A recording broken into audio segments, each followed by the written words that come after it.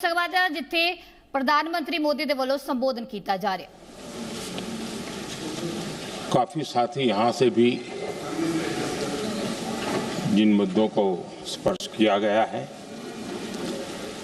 उसको तथ्य से और तर्क से सदन को जरूर जानकारी देंगे और इसलिए मैं उन विषयों में जाना नहीं चाहता। आदरणीय अध्यक्ष जी, राष्ट्र के जीवन में कुछ महत्वपूर्ण पल आते हैं और उस समय की समाज की मनस्थिति और नेतृत्व की क्षमता उस पल को कैप्चर करके एक राष्ट्र की अमानत बना देती है, एक मजबूत धरोहर तैयार कर देती है। मैं समझता हूं कि भारत के संसदीय लोकतंत्र के इतिहास में ये वैसे ही पल है। आवश्यकता तो ये थी कि 25-30 साल पहले जब से विचार सामने आया, आवश्यकता महसूस हुई, हम इसको लागू कर देते और हम आज उसको काफी परिपक्वता तक पहुंचा देते हैं और आवश्यकता के अनुसार उसमें समय समय पर सुधार भी होते हैं और यही तो लोकतंत्र की ब्यूटी होती है। हमारी मदर ऑफ डेमोक्रेसी है, हमारी हजारों साल की लोकतंत्र की एक विकास यात्रा रही है और उस विकास यात्रा में एक नया आयाम जोड़ने का एक शुभ अवसर सदन के हम सभी साथियों को मिला है और मैंने प्रारंभ में कहा है कि हम सब भाग्यवान हैं कि हमें ऐसे महत्वपूर्ण और देश की आधी आबादी को इस राष्ट्र निर्माण की नीति निर्धारण प्रक्रिया में हिस्सेदार बनाने का सौभाग्य मिल रहा है।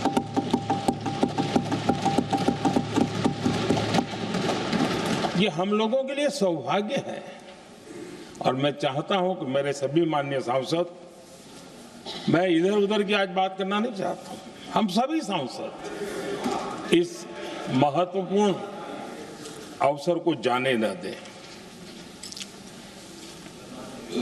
हम भारतीय सब मिल करके देश को नई दिशा देने जा रहे हैं।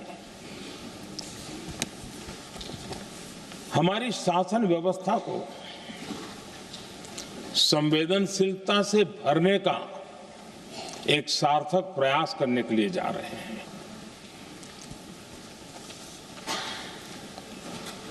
और मुझे विश्वास है कि इस मंथन से जो अमृत निकलेगा वो देश की राजनीति की भी उसके रूप स्वरूप को तो तय करने ही करने वाला है, लेकिन ये देश की दिशा और दशा भी तय करने वाला है। इतने महत्वपूर्ण मोड़ पर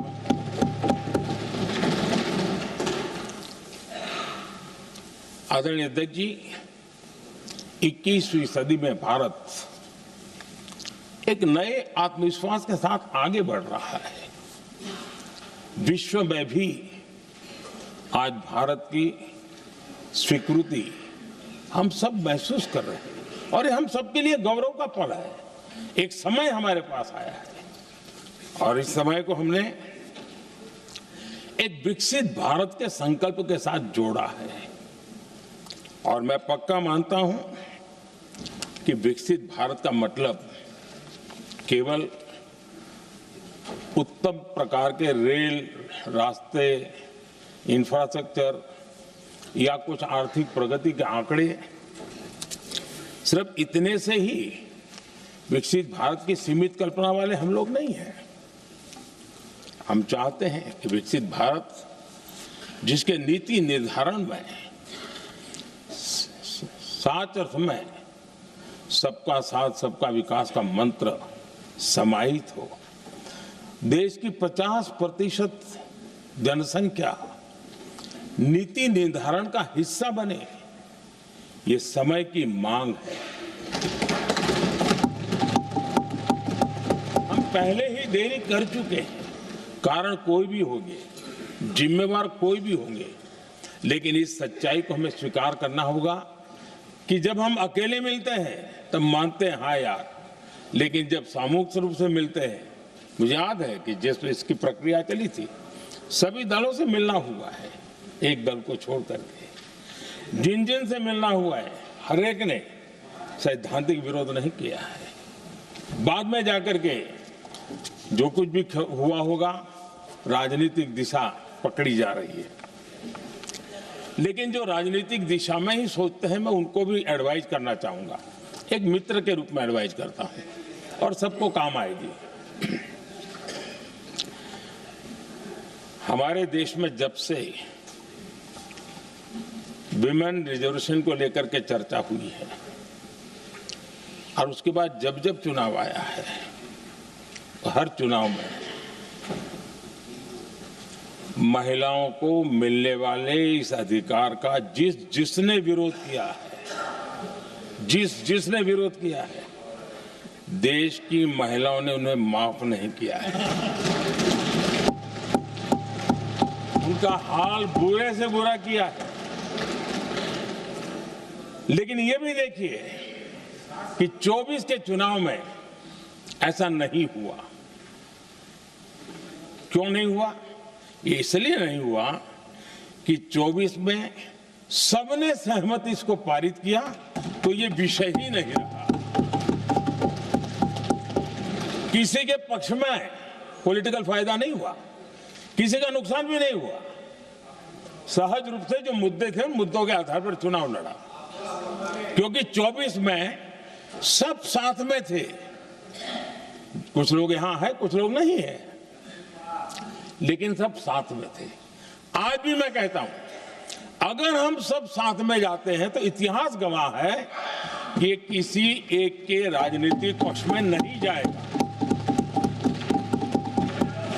ये देश के लोकतंत्र के पक्ष में जाएगा, देश के सामूहिक निर्णय शक्ति के पक्ष में जाएगा और हम सब उसके यश के हकदार होंगे। न ट्रेजरी बैंक उसका हकदार रहेगा, न मोदी उसका हकदार रहेगा, यहां बैठे हुए सब हकदार रहेंगे। और इसलिए जिन लोगों को इसमें राजनीति की बू आ रही है, मैं चाहूंगा कि वो खुद के परिणामों को पिछले 30 साल में देख ले। फायदा उनका भी इसी में रास्ता दिखाता हूं, इसी में फायदा है कि जो नुकसान हो रहा है उससे बच जाओगे। और इसलिए मैं समझता हूं कि इसको राजनीतिक रंग देने की जरूरत नहीं है।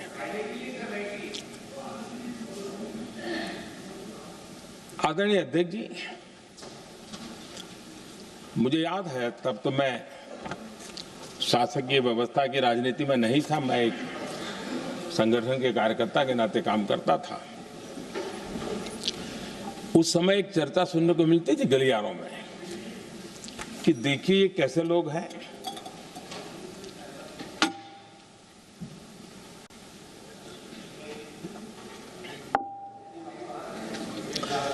पंचायतों में आरक्षण देना है तो बहुत आराम से दे देते हैं, लेकिन आप कह रहे तो कह रहे हैं,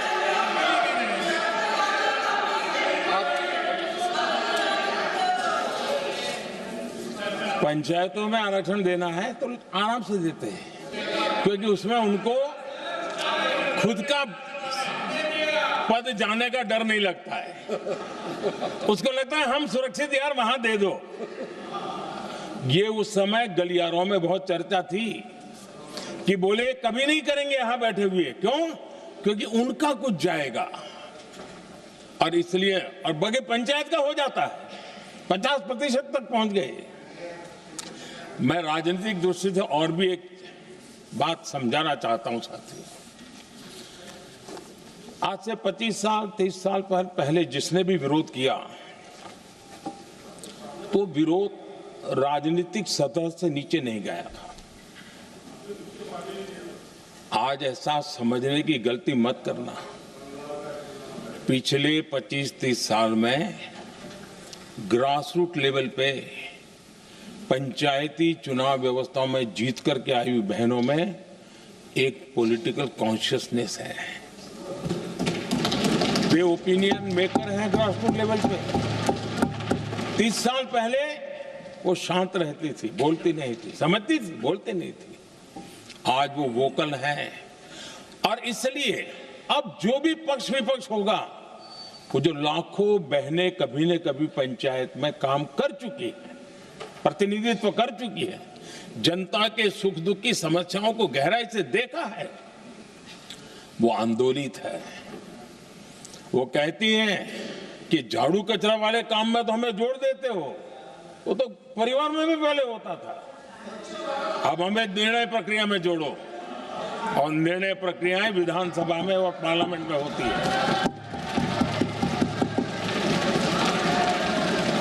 और इसलिए मैं राजनीतिक जीवन में जो लोग प्रगति चाहते, मैं किसी भी सांसद की बात करता हूं, किसी भी एमएलए की बात करता हूं, ये दल वो दल की बात मैं नहीं कर रहा हूं। जो भी राजनीतिक जीवन में सफलतापूर्वक आगे बढ़ना चाहते हैं, उनको ये मान के चलना पड़ेगा कि पिछले 25-30 साल में लाखों बहनें ग्रास रूट लेवल पर लीडर बन चुकी हैं। अब उनके अंदर सिर्फ यहां 33% का नहीं, वहां भी वो आपके फैसलों को प्रभावित करने वाली है। और इसलिए जो आज विरोध करेंगे उसको लंबे समय तक कीमत चुकानी पड़ेगी, लंबे समय तक कीमत चुकानी पड़ेगी। और इसलिए राजनीतिक समझदारी भी इसी में है कि हम ग्रास रूट लेवल पर महिलाओं की जो पॉलिटिकल लीडरशिप खड़ी हुई है, उसको आपने अब कंसीडर करना पड़ेगा। यहां मैंने सुना हमारे मुलायम सिंह जी थे, तब से एक विषय चला रहे हैं, उनके परिवार वाले पे भी चला रहे हैं। आप देश की बहनों पर भरोसा करो ना, उनकी समझदारी पर भरोसा करो। एक बार 33% बहनों को यहां आने दो, आकर के उनको निर्णय करने दो, किसको देना है, किसको नहीं देना है, इस वर्ग को देना, उस वर्ग को देना, करेंगे वो निर्णय। हम उनके सामर्थ्य पर आशंका क्यों करते भाई? एक बार आने तो दो, उनको आने तो दो। जब आएंगे तो 34 पे और दूसरा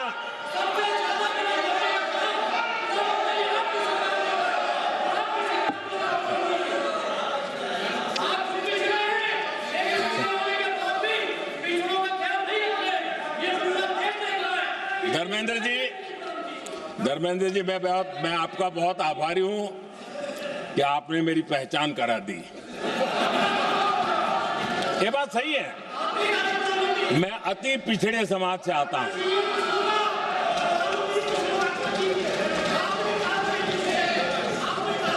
धर्मेंद्र जी, मैं आपका बहुत आभारी हूं, और अखिलेश जी मेरे मित्र हैं तो कभी कभी मदद कर देते हैं।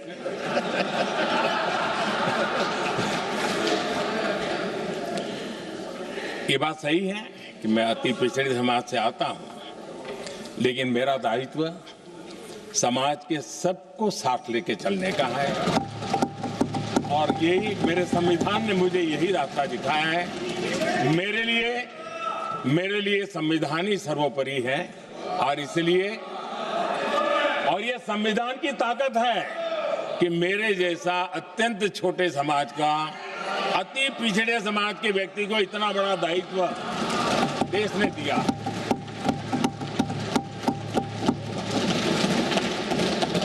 और इसलिए मैं तो देशवासियों का ऋणी हूं और मैं तो संविधान निर्माताओं का ऋणी हूं कि जिसके कारण आज मैं यहां हूं।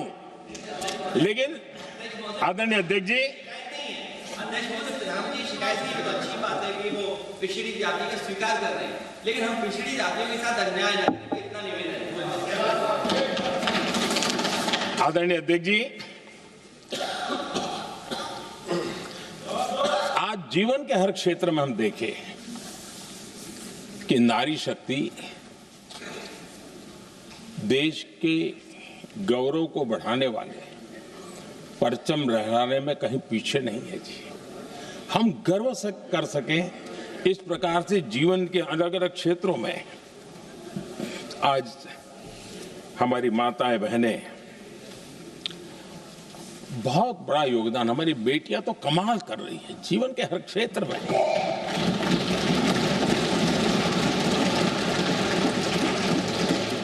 इतना बड़ा सामर्थ्य, उसको हम हिस्सेदारी से रोकने के लिए क्यों इतनी ताकत खपा रहे हैं जी? उनके जुड़ने से सामर्थ्य बढ़ने वाला है। और इसलिए मैं आज अपील करने आया हूं आपके पास कि इसको राजनीति के तराजू से मत तोलिए। ये राष्ट्रहित का निर्णय है।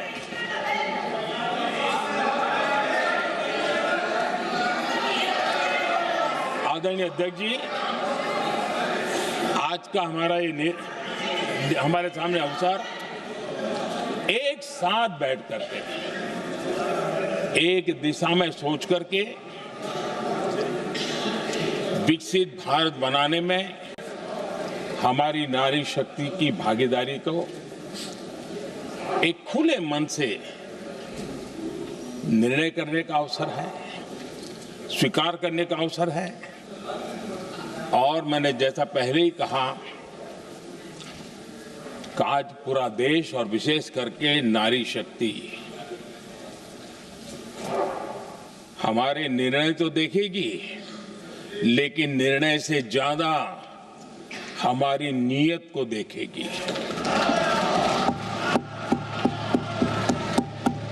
और इसलिए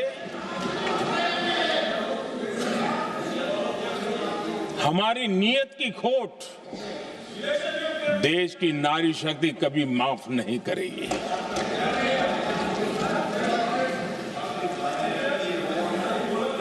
आदरणीय अध्यक्ष जी, 2023 में इस नए सदन में हमने सर्वसम्मति से एक प्रकार से इस अधिनियम को स्वीकार किया था। पूरे देश में खुशी का वातावरण बना, उस पर कोई राजनीतिक रंग नहीं लगे और इसलिए वो कभी राजनीतिक इश्यू भी नहीं बना। तो एक अच्छी स्थिति है। अब सवाल ये है कि हमें कितने समय तक इसको रोकना है। अब यहां जो लोग जनसंख्या वगैरह के विषय उठाते हैं, क्या आपको मालूम नहीं है? मैं चाहूंगा कि अमित भाई अपने भाषण में इन सारी चीजों का उल्लेख करेंगे, जब कि हमने जनगणना के संबंध में कब कब क्या क्या किया था, बाद में कोविड आया, उसके कारण क्या मुसीबत आई, कैसे रुकावटें आई, ये सारी बातें हम सबके सामने हैं, इसमें कोई विषय नहीं है। लेकिन पिछले दिनों जब हम 23 में चर्चा कर रहे थे, तब भी व्यापक रूप से बात ये थी कि इसको जल्दी करो। हर कोई कह रहा था जल्दी करो। अब 24 का संभव नहीं था क्योंकि इतने कम समय में करना मुश्किल था। अब 29 में हमारे पास अवसर है। अगर हम 29 में भी नहीं करते हैं तो ये स्थिति क्या बनेगी हम कल्पना कर सकते। फिर हम देश की माताओं बहनों को ये विश्वास नहीं बना पाएंगे कि हम सचमुच में प्रयास सच्चे अर्थ कर सकते थे। और इसलिए समय की मांग है कि अब हम ज्यादा विलंब न करें। इस दरमियान राजनीतिक दल के लोगों से, संविधान के जानकार लोगों से, जो महिलाओं में एक्टिविस्ट के नाते काम करने वाले ऐसे लोगों से भी कई चर्चाएं हुई। कुछ लोगों ने खुद होकर के भी सुझाव दिए सारा मंथन करते करते करते, और यहाँ भी सभी दलों से लगातार बातें इनकी होती रही है, स्ट्रक्चर वे में हुई है, इनफॉर्मल भी हुई है, और उसमें से आखिर बना भाई एक कुछ रास्ता निकालना होगा ताकि हम हमारी माताओं बहनों की शक्ति को जोड़ सकते हैं। आदरणीय अध्यक्ष जी, मैं एक बात जरूर कहना चाहूंगा, यहां बैठकर के हमें किसी को संविधान ने देश को टुकड़ों में सोचने का अधिकार ही नहीं दिया है। जो शपथ लेके हम बैठे हैं ना, हम सबको एक राष्ट्र के रूप में विचार करना हमारा दायित्व बना, चाहे कश्मीर हो या कन्याकुमारी। हम टुकड़ों में न सोच सकते हैं, न टुकड़ों में हम निर्णय कर सकते हैं, और इसलिए निराधार रूप में, जिसमें कोई सच्चाई नहीं, रत्ती भर सच्चाई नहीं है, सिर्फ राजनीतिक लाभ लेने के लिए जो बवंडर खड़ा किया जा रहा है, मैं आज बड़ी जिम्मेवारी के साथ इस सदन में, इस पवित्र जगह से कहना चाहता हूं, चाहे दक्षिण हो, उत्तर हो, पूर्व हो, पश्चिम हो, छोटे राज्य हो, बड़े राज्य हो, मैं आज एक जिम्मेवारी से कहना चाहता हूं कि निर्णय प्रक्रिया किसी के साथ भी भेदभाव नहीं करेगी। ये निर्णय प्रक्रिया किसी के साथ अन्याय नहीं करेगी।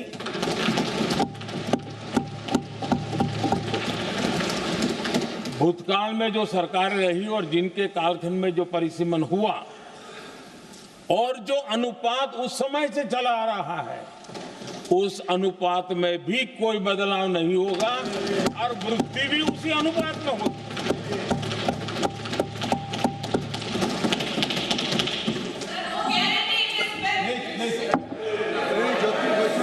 अगर गारंटी शब्द चाहिए तो मैं गारंटी शब्द उपयोग करता हूं। वादा की बात करते हो तो मैं वादा शब्द उपयोग करता हूं। अगर तमिल में कोई अच्छा शब्द हो तो वो भी मैं बोलने के लिए तैयार हूं, क्योंकि जब नीयत साफ है तो फिर शब्दों का खेल करने की हमें जरूरत नहीं है जी।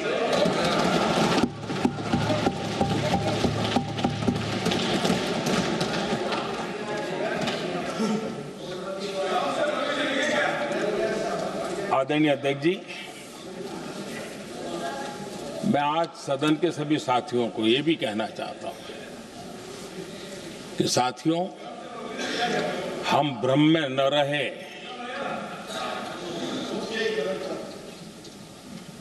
हम उस अहंकार में न रहे, और मैं हम शब्द प्रयोग कर रहा हूं, मैं और तुम की बात नहीं कर रहा हूं। मैं हम इस भ्रम में न रहे कि हम देश की नारी शक्ति को हम कुछ दे रहे हैं। जी नहीं, उसका हक है। और हमने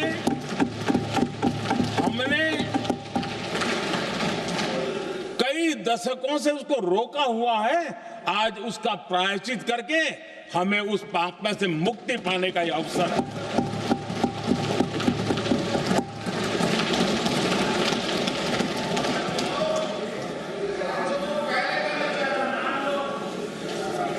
हम सब जानते हैं हर एक ने कैसे चालाकी की है, हर बार चतुराई की। बिल्कुल हम तो इसके पक्ष में ही हैं, लेकिन हम इसके साथ ही हैं, लेकिन हर बार कोई न कोई टेक्निकल पूंछ लगा दी इसको और इसको रोका गया। हर बार ऐसी चीजें लाई गई है। हिम्मत नहीं है कि हम 33% महिलाओं के आरक्षण का विरोध कर पाए, वो तो जमाना चला गया। आपको करना नहीं है, लेकिन कहने की हिम्मत भी नहीं है। और इसलिए टेक्निकल बहानेबाजी, ये करो तो ये, वो करो तो वो, डिगरा करो। अब देश की नारी को नहीं समझा पाओगे।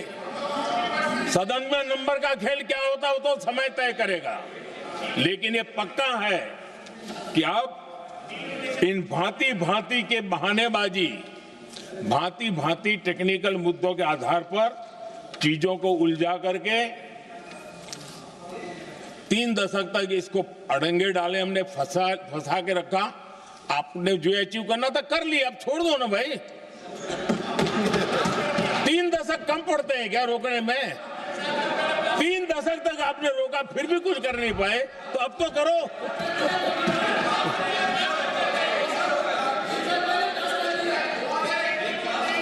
आदरणीय अध्यक्ष जी,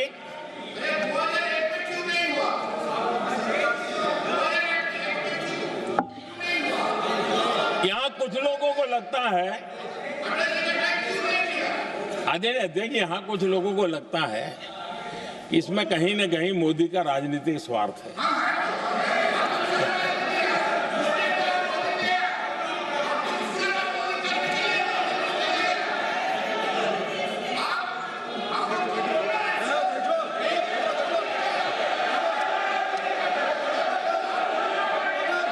अरे भाई, इनको बोलने दीजिए, वहां पर बेचारे को मुंह पे ताला लगा हुआ है, वो बगल में कोई बोलने नहीं देता उसको।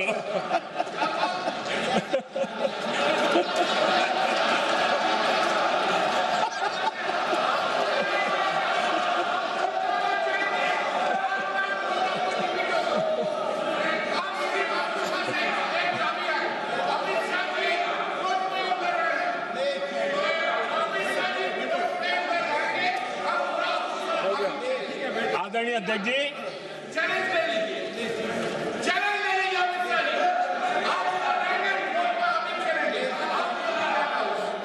आदरणीय अध्यक्ष जी, देखिए, इसका अगर विरोध करेंगे तो स्वाभाविक है कि राजनीतिक लाभ मुझे होगा, लेकिन साथ चलेंगे तो किसी को भी नहीं होगा, ये लिख के रखो। किसी को नहीं रहेगा, क्योंकि फिर अलग पहलू हो जाता है, फिर किसी को फायदा नहीं होता। और इसलिए हमें क्रेडिट नहीं चाहिए। जैसे ये पारित हो जाए, मैं कल एडवर्टाइजमेंट दे करके सबका धन्यवाद करने के लिए तैयार हूं, सबकी फोटो छपवाने के लिए तैयार हूं। क्रेडिट आप ले लो, चलो। क्रेडिट की चिंता है क्या है जी? ले लो ना क्रेडिट। आपको जिसकी फोटो छपवानी है सरकारी खर्चे से हम करवा देंगे।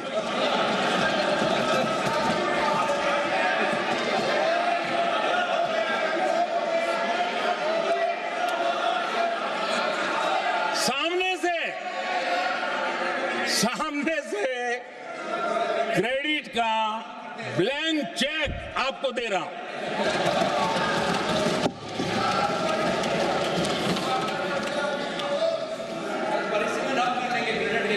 आदरणीय अध्यक्ष जी, हमारी संसदीय लोकतंत्र में महिलाओं की भागीदारी ये सिर्फ आंकड़ों का खेल या एक लोकतांत्रिक व्यवस्था में सुधार इतना सीमित नहीं है। लोकतंत्र की जननी के रूप में, मदर ऑफ डेमोक्रेसी के रूप में ये निर्णय भारत का कमिटमेंट है, ये सांस्कृतिक कमिटमेंट है।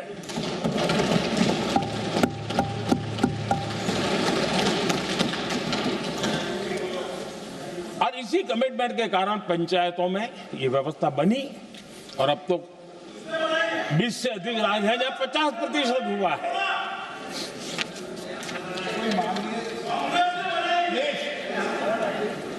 और हमने अनुभव किया है, मुझे लंबे अरसे तक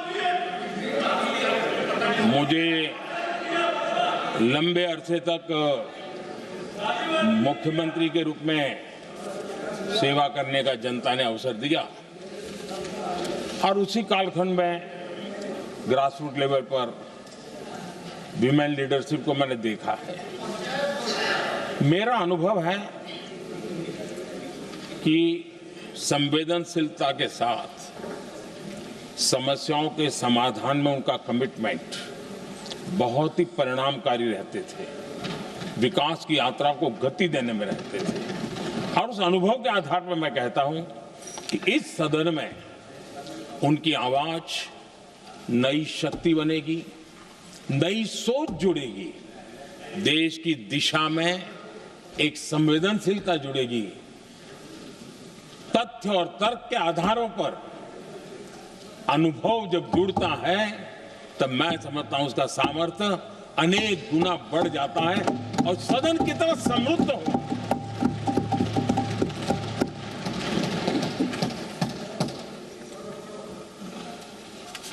आदरणीय अध्यक्ष जी, हमारे देश में अनुभवी नारी शक्ति की कोई कमी नहीं है, सामर्थ्यवान में कोई कमी नहीं। हम भरोसा करें वे कंट्रीब्यूट करेंगे, बहुत अच्छा कंट्रीब्यूट करेंगे। और आज भी जितनी हमारी बहनें यहाँ हैं, जब भी उनको अवसर मिला है उन्होंने बहुत अच्छे ढंग से अपनी बात बताई है, सदन को समृद्ध किया है। आदरणीय अध्यक्ष जी, आज देश में वर्तमान में देश में 650 से ज्यादा पंचायतें, डिस्ट्रिक्ट पंचायत, करीब 250 महिलाएं उसका नेतृत्व कर रही और केंद्र के कैबिनेट मिनिस्टर से ज्यादा उनके पास जिम्मेवारी और धन और व्यवस्था होती है, काम करती है जी। करीब 6,700 ब्लॉक पंचायतों में 2700 से अधिक ब्लॉक पंचायत ऐसी हैं जिसका नेतृत्व महिलाओं के हाथ में। आज देश में 900 से अधिक शहरों में अर्बन लोकल बॉडीज की हेड के रूप में मेयर्स हो या स्टैंडिंग कमेटी का काम देखने वाली बहनें हैं, उनकी ताकत है। और मैं मानता हूं कि आज देश जो प्रगति कर रहा है उस प्रगति में इनका भी महत्वपूर्ण योगदान है। उस ऋण को हमें स्वीकार करने का ये अवसर है। और जब ये अनुभव सदन के साथ जुड़ेगा तब वो अनेक गुना ताकत बढ़ा देगा। आदरणीय अध्यक्ष जी, एक लंबी प्रतीक्षा एंड एक प्रकार से हम सबके लिए सवालिया निशान पैदा हो, ऐसी परिस्थिति हम ही लोगों ने पैदा की है। ये अवसर है कि हम पुरानी जो कुछ भी मर्यादाएं रही होगी, मुश्किलें रही होगी, उसे बाहर निकले, हिम्मत के साथ हम आगे बढ़े और नारी शक्ति का राष्ट्र के विकास में उनकी सहभागिता को हम सुनिश्चित करें। और मैं पक्का मानता हूं कि अगर आज हम मिलकर के निर्णय करते हैं, और मैं तो आग्रह करूंगा कि हमें सर्वसम्मति से इसको आगे बढ़ाना चाहिए। और जब सर्वसम्मति से बढ़ता है तो ट्रेजरी बेंच पर एक दबाव रहता है जी, उनको भी लगता है भाई सबका इसमें हक है, हर एक की बात मान के चलो, कोई नुकसान नहीं है। सामूहिक शक्ति से तो अनेक परिणाम हमें अच्छे मिलते हैं। आदरणीय अध्यक्ष जी, मैं ज्यादा समय न लेते हुए इतना ही कहूंगा कि इसको राजनीति के तराजू से न तोलें। हम जब भी कुछ निर्णय करने जा रहे हैं तो देश के इतने बड़े देश का आधा जिम्मा जो उठा रहे हैं उनका भी कोई हक बनता है यहाँ आने का, हमें रोकना नहीं चाहिए। और दूसरा, संख्या के संबंध